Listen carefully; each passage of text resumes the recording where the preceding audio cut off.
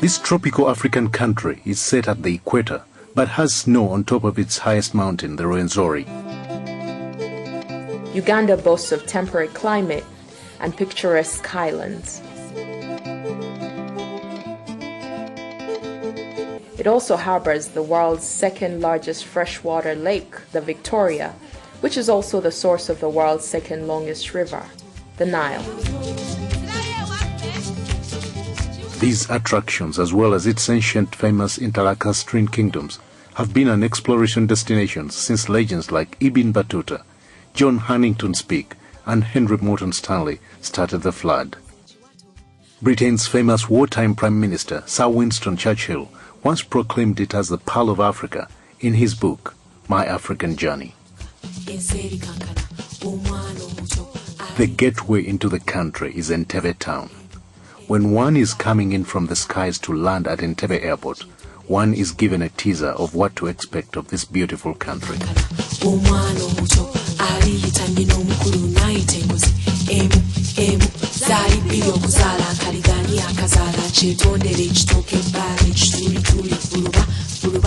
There is little wonder that this picturesque town was once the seat of the colonial government.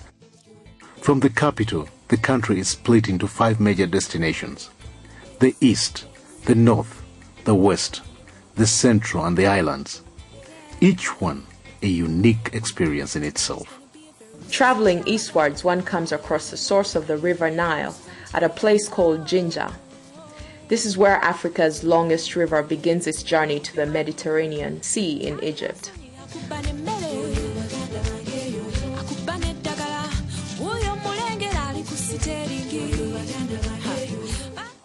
There are boat rides on the Nile, taking in the beautiful landscapes on the banks of the river. There are rapids further downstream, which are a major destination for whitewater rafters at Bujagali.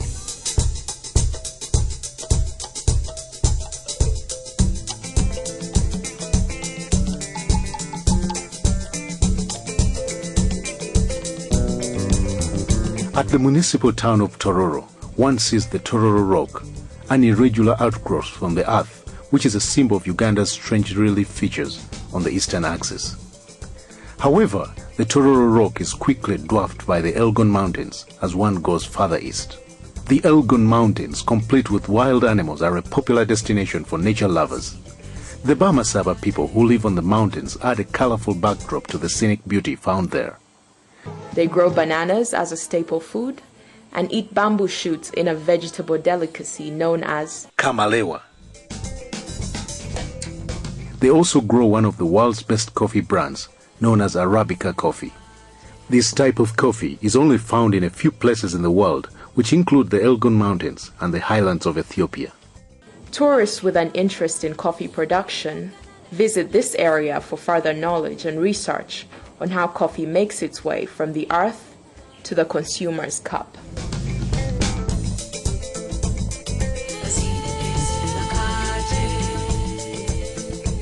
Further on along this eastern circuit, you will encounter evidence of the early history of mankind on the Nyero Rock in Kumi.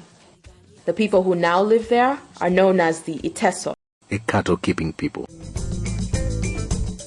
The East is a journey into African heritage. Moving more northeastwards, one encounters the Karamojong people whose passion for cattle is very intense. They live in manyatas, a collection of huts in an enclosure. In this region, recent paleontological excavations have revealed very early evidence of mankind.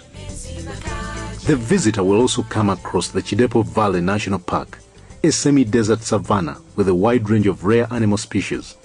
It is one of the many national parks in the country. Another high-altitude mountain, the Moroto, is found here. It is a favorite destination for mountain climbers. The Karamojong excursion is a rare tourist journey where one is often alone to ponder and wonder at Mother Nature in her most native form.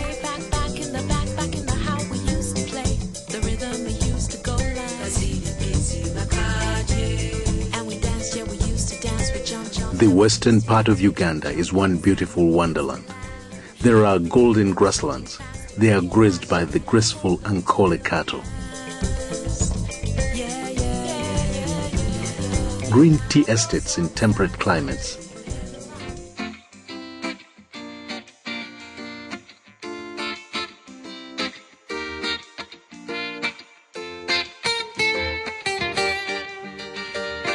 Undulating hills with terraced gardens. Thick tropical rainforests.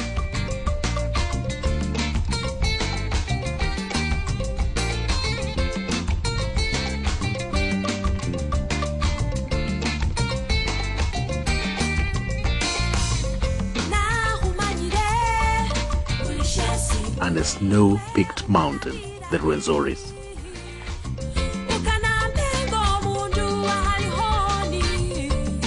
A journey to the west is an enchanting trip in flora and fauna. There are game parks, game reserves, and forest reserves in this region. 2.5 hours away from Kampala, one begins to see the wild animals. Lake Mburo National Park is home to the zebra, that beautiful horse-like animal, so tasty to the lion. There are also numerous antelopes and bucks.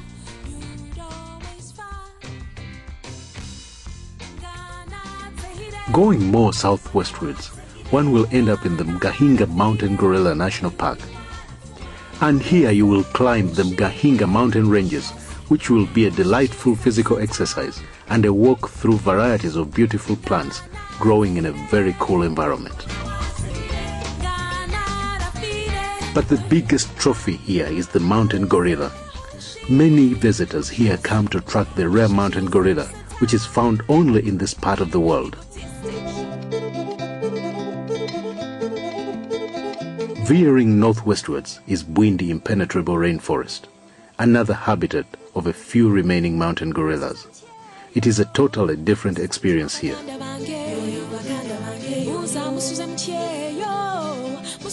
President of Uganda, Yoweri Museveni, led a visual expedition of the CNN into this area to showcase the world's few remaining mountain gorillas, among other things. This placed the world's attention on the Bwindi impenetrable rainforest and exposed another side of Uganda to the rest of the world. Gorilla trackers have called this a very unforgettable experience.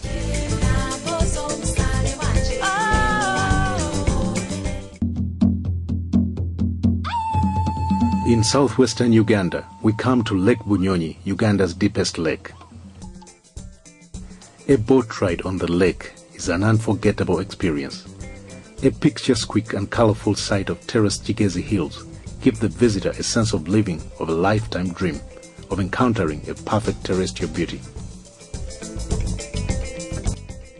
Bird watching on the shores of the lake is a bonus for the visitor. Going on more northern, one passes through villages choreographed with banana plantations and long-horned cattle. Within this backdrop are beautiful crater lakes, a result of early earth movements and volcanic activity. One can take a boat ride or sit by the banks of one of these lakes, which will bring forth an immediate sublime feeling.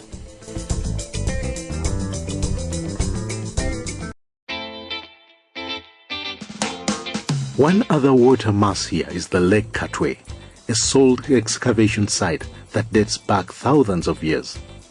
It is evidence of a great salt industry and trade that stretched all over the entire interlacustrine region.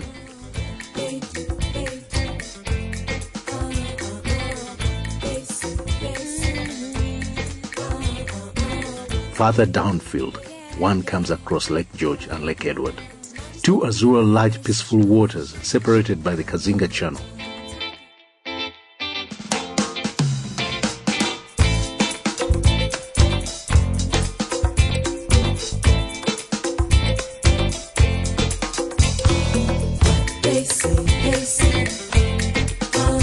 Here one can go fishing on a canoe, which is the main occupation of the people who live around the lakes. It is at the edge of these waters that one enters Uganda's second biggest national park, the Queen Elizabeth National Park. Once inside the park, the huge array of animal species will parade before you in their natural casts, some stopping to stare at the intruder with curiosity.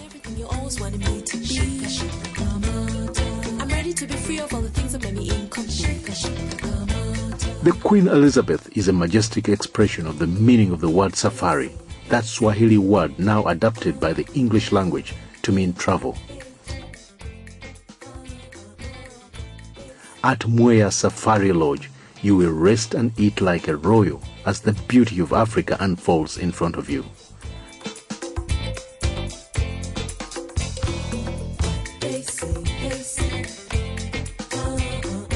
Going on more westward, you'll cross the equator once again and face the Rwenzori mountain ranges. When the early explorers were told of a mountain with snow at the top, they put it down to native nonsense, but history has absolved them.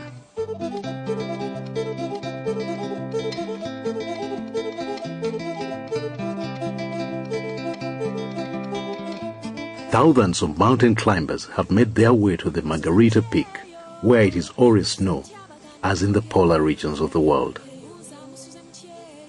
Making one's way to the top is a feat in itself. Going through a breathtaking hazardous terrain of numerous ecosystems, which goes through the dense montane forest to the snow-covered peaks. Along the trail, one will see unique vegetations, glacier river primates, and wonder features such as gorges. It is like a summary of the earth here, and this is what has attracted famous people to the Rwenzoris. One of them, the Italian Duke of Abruzzi, took photographs in 1906 and wrote a book that was to make the Rwenzoris world famous. But the Rwenzoris did not have to be announced to be famous, because it is the third tallest mountain in Africa. At its foothills is a vast expanse of natural rainforest, complete with chimpanzees, monkeys and baboons.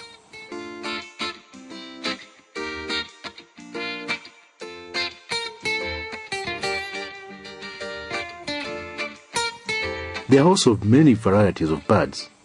It is a good destination for bird watching, chimpanzee tracking and community walks. Still in the west, one can go on to reach the Semliki River, a meandering wonder. And then there are the Sempire Hot Springs, a 2-acre of bubbling steam from underneath the earth.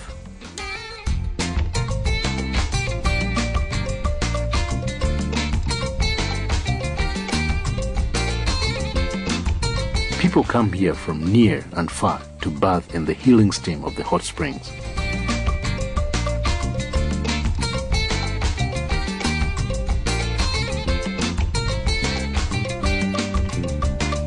"7 miles from here live the Batwa, a 3-feet-tall people whose habitat is the dense tropical forest. They are a subject of great interest to anthropologists, conservationists, and human rights organizations, because their pre-industrial way of life is being besieged by modernity." The West is also the mother of Uganda's kingdom culture. One time these kingdoms were one large empire known as Kitara, which split into 5 kingdoms, modern Uganda. Bunyoro, Buganda,